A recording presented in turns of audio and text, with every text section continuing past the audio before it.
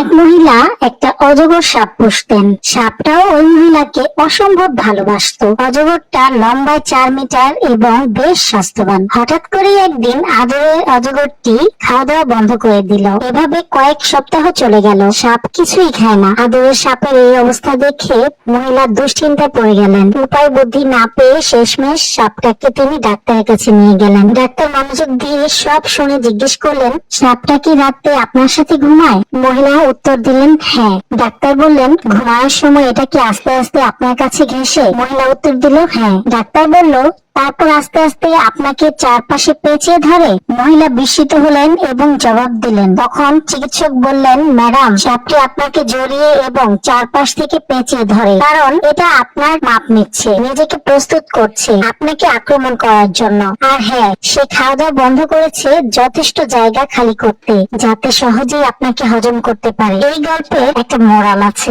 আপনার চারপাশে হয়তো এমন অনেকেই আছেন যাদের আপনি কাছের মানুষ ভাবেন, যাদের দেখে মনে হয় আপনাকে তারা অসম্ভব ভালোবাসেন, কিন্তু আপনি জানেন না আপনার ক্ষতি তাদের প্রধান উদ্দেশ্য। আমাদের সমাজে এখন এমন সাপের অভাব নাই।